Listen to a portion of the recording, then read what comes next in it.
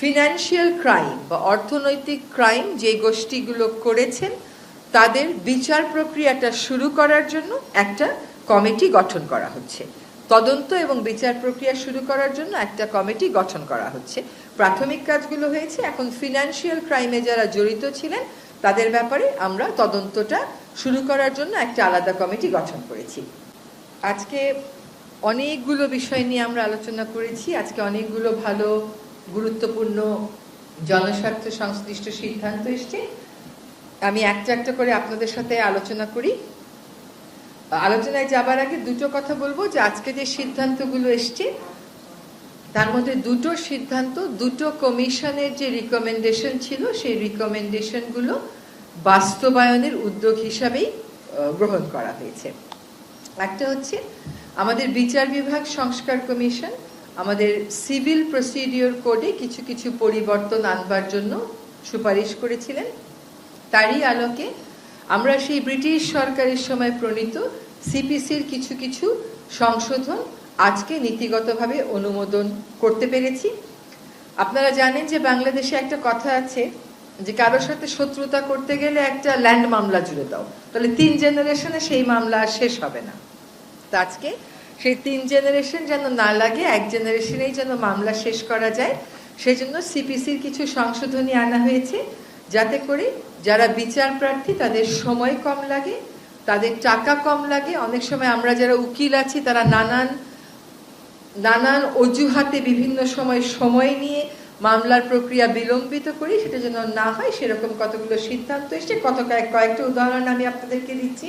যেমন আগে যেটা হতো যে একটা মামলার রায় হয়ে যাওয়ার পরেও আবার জারি মোকদ্দমা করতে হতো এই মামলার রায় বাস্তবায়নের জন্য। এখন বলা হচ্ছে যে যখন রায় দেওয়া হবে ওই রায়ের মধ্যেই এক্সিকিউশনের বিষয়টা ইনক্লুড করে দেয়া হবে। আবার ওই যে বিভিন্ন সময় নেয়ার কথা বলা হতো যে উকিলরা দাঁড়িয়ে সময় নেবে, এখানে বলে দেয়া হয়েছে যে সর্বোচ্চ কয়বার সময় নেওয়া যাবে।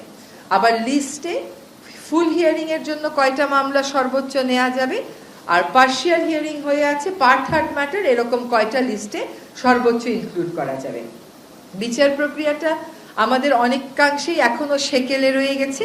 বিচার কার্যক্রমকে আধুনিকায়ন করতে এটা বলা হচ্ছে যে আমরা সমন জারিটা এখন থেকে টেলিফোনের মাধ্যমে, SMS এর মাধ্যমে বা অন্য মডার্ন যে ডিভাইসগুলো আছে, মডার্ন যে মেথডগুলো আছে তার মাধ্যমে করতে পারবো। আর ফাঁসিয়ে দেওয়ার জন্য ভুয়া মামলা করা হয়, আগে সেটা শাস্তি ছিল 20,000, এখন সেটাকে বাড়িয়ে করা হয়েছে। হচ্ছে বড় বড় যে সংশোধনীগুলোর কথা বলা হয়েছে সেটা। আরেকটা কথা একটু আপনাদেরকে বলতে হবে, এটা আমি খুব খুশি মনে আপনাদেরকে জানাতে চাই যে আমাদের অভিন্ন নদীর পানি ভাগাভাগি নিয়ে, পানি ব্যবস্থাপনা নিয়ে আমরা সব সময় বলি যে আমরা আন্তর্জাতিক আইনগুলো কেন স্বাক্ষর করছি না।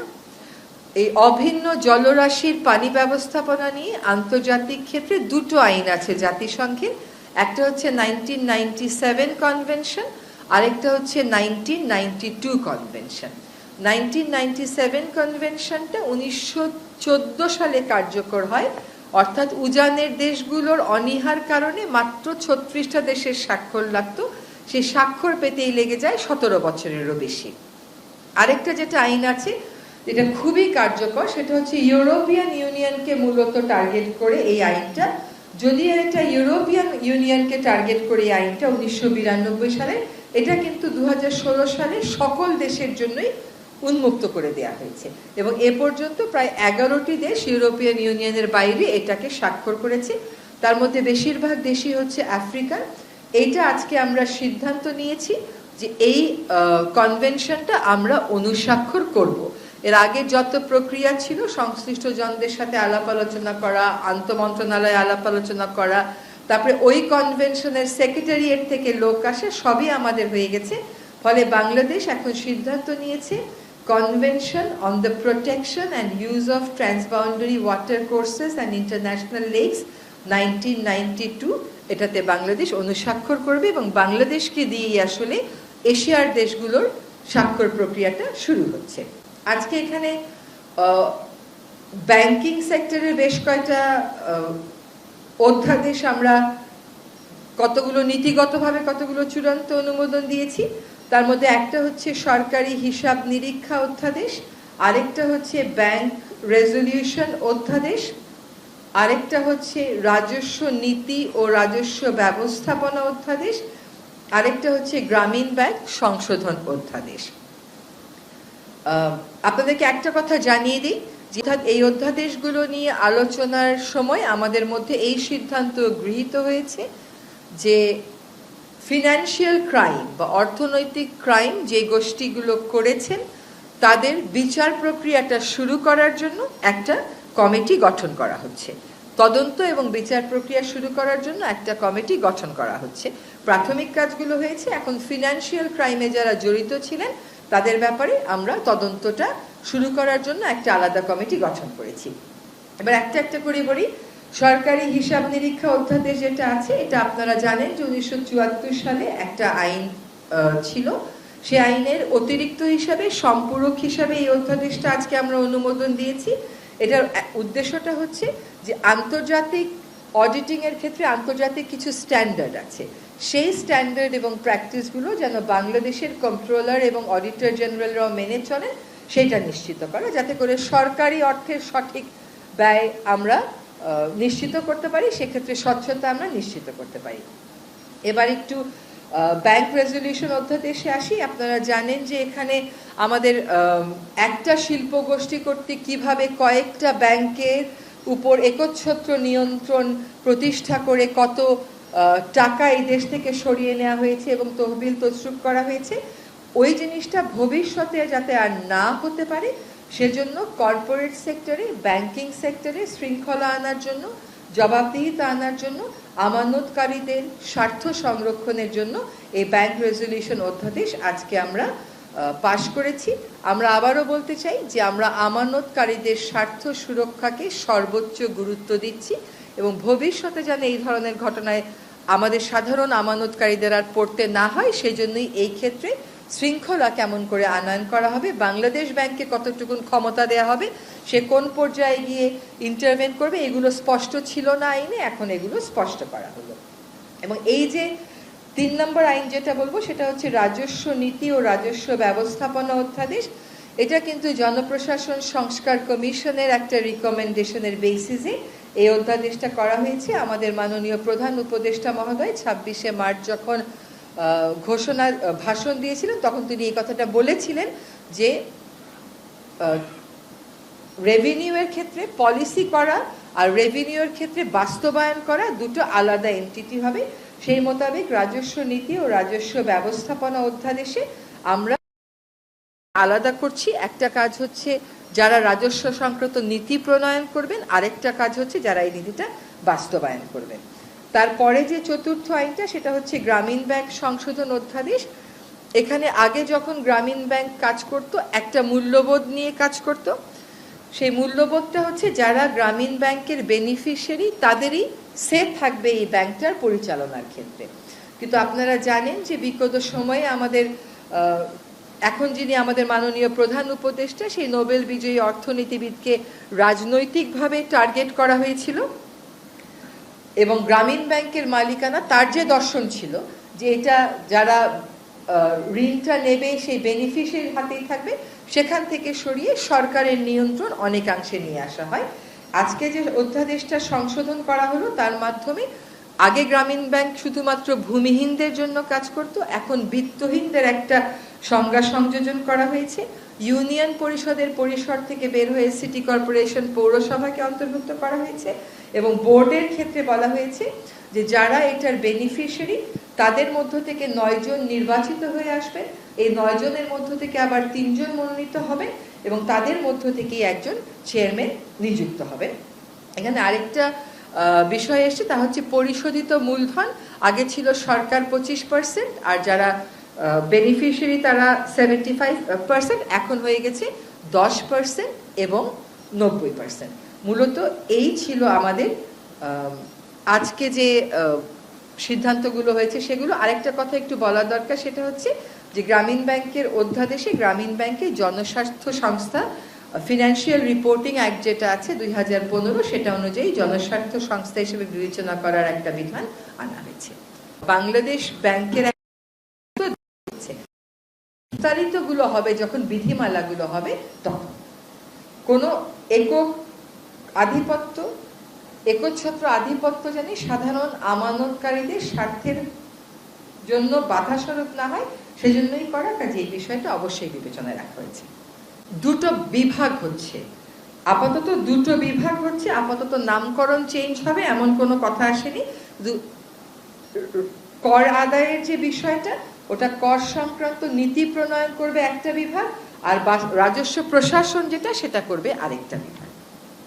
আর একটা হচ্ছে বাংলাদেশি ব্যাংকের স্বায়ত্তশাসন থাকবে কিনা, আমার ধারণা থাকবে।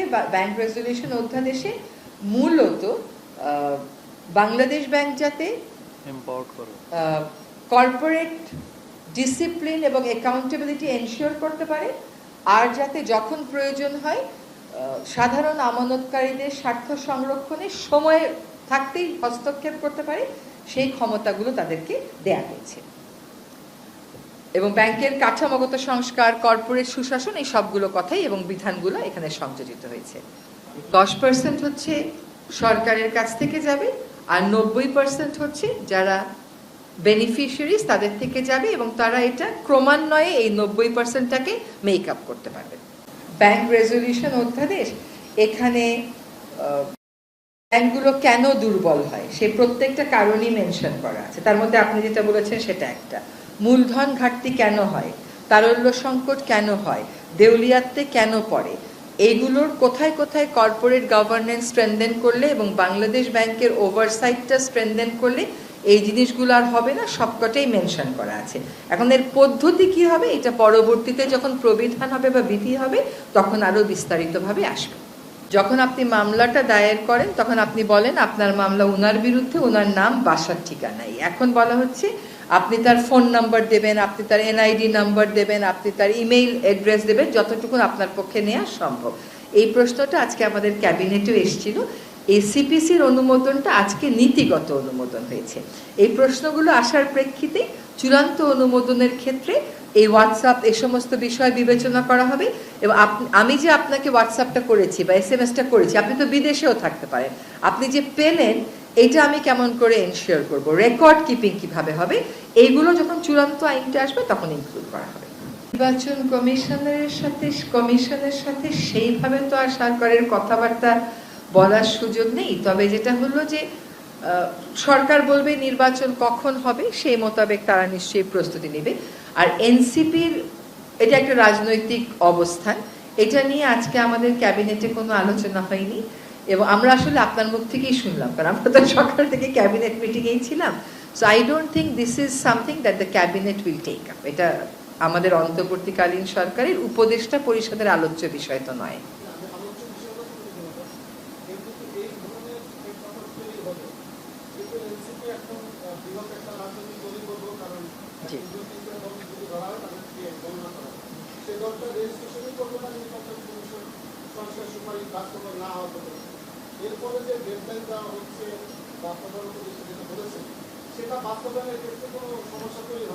এখন হয়তো এনসিপির দাবিটা তার রাজনৈতিক দলের অবস্থান থেকে তার রাজনৈতিক দাবি, এনসিপি তার রাজনৈতিক যার দাবি কিভাবে আদায় করবে, কিভাবে নিষ্পত্তি করবে, এটা এনসিপি বুঝবে। এটার সাথে সরকারের নির্বাচন সংক্রান্ত যে ঘোষণা সেটার ব্যত্যয় ঘটার আমি কোনো কারণ দেখছি না। লাস্ট কোশ্চেন, আমি গোলামকে দিয়ে বাংলাদেশ বলছি, আর যদি নতুন আমরা শপথ দেবে আমাদের প্রধান উপদেষ্টা বিভাগের নিয়ে বলেছিলেন জনগণ যতদিন চায় ততদিনই অন্তর্বর্তী সরকার থাকবে। সম্প্রতি সময়ে প্রধান উপদেষ্টা বলেছেন যে সম্ভব তারিখে 26শে জুলাই নির্বাচন হবে, সেক্ষেত্রে কতদিন চাচ্ছে বা জনগণের যে একটা জয়ী সেটা কি নেওয়ার কোনো উদ্যোগ সরকারের পক্ষ থেকে আছে? জনগণ শব্দটা তো অবশ্যই অনেক ব্যাপক একটা শব্দ। আসলে আপনি যদি এখন 8 তারিখের প্রেক্ষিত আর আজকের প্রেক্ষিত বিবেচনা করেন, দুইটা প্রেক্ষিত কিন্তু বেশ ভিন্ন। 8 তারিখে আমরা সকলে এক ধরনের মানসিক অবস্থায় ছিলাম, 8 তারিখ পরবর্তী সময়ে কাজ করতে করতে আমরা একটা অবস্থানে এসেছি। এখন সরকার প্রধান থেকে এটা স্পষ্ট করে দেয়া হয়েছে যে ডিসেম্বর থেকে জুনের মধ্যেই নির্বাচন হবে। ফলে এখন এইটুকুনি আমাদের কর্ম প্রাধিকারের মধ্যে আছে। আমার একটা বিষয় একটু জানার ছিল, এটাই লাস্ট কোশ্চেন প্লিজ। আমরা দেখেছি বিগত সময়ে একটা প্যারালালি সরকারের অর্থ মন্ত্রণালয়ের একটা প্রতিষ্ঠান ছিল, আর্থিক প্রতিষ্ঠান, তারাও ব্যাংকগুলোর উপর খবর জানতো এবং সরকারি ব্যাংকগুলো তারাই আসলে নিয়ন্ত্রণ করতো। তো তাতে আসলে মানে যে ব্যাংকের যে ডিফল্টটা বা এইসব কাজগুলো আসলে খুব হতো আর কি। সেক্ষেত্রে আপনাদের এই নতুন ব্যাংক রেগুলেশন অ্যাক্টের মাধ্যমে সেই প্রতিষ্ঠানকে কি আপনারা বিলুপ্ত করবেন? আবার আপনি একটু বলেন প্লিজ। বিলুপ্ত আমরা যেটা দেখি তো বিগত সময় দেখেছি যে বাংলাদেশ ব্যাংকের পাশাপাশি সরকারের আর্থিক প্রতিষ্ঠান বিভাগ একটা বিভাগ ছিল, যেটা সরকারি ব্যাংকগুলোকে নিয়ন্ত্রণ করে। নিয়ন্ত্রণ হচ্ছে বাংলাদেশ ব্যাংক সব ব্যাংককে নিয়ন্ত্রণ করে। তো এই রেগুলেশন অ্যাক্টের মাধ্যমে আপনারা কি সেই প্রতিষ্ঠানটিকে বিলুপ্ত করছেন? না, না, কোনো প্রতিষ্ঠানই বিলুপ্ত হচ্ছে না। যেটা হচ্ছে যে সেন্ট্রাল ব্যাংকের কে আরো এম্পাওয়ার করা হচ্ছে, বিশেষ করে যাতে যেই লুটপাটটা আমরা গত 15 বছর দেখেছি, যে ব্যাংকে একদম দিনে দুপুরে যে ব্যাংকের যে লুটপাট, আমার আপনার যে আমানতের টাকা এটা নিয়ে বিদেশে চলে যাওয়া, সেটাকে বন্ধ করার জন্য আসলে এই ব্যাংক রেজুলেশন অ্যাক্ট এটা করা হচ্ছে। এটা যাতে আর রিপিট না হয় বাংলাদেশের ইতিহাসে।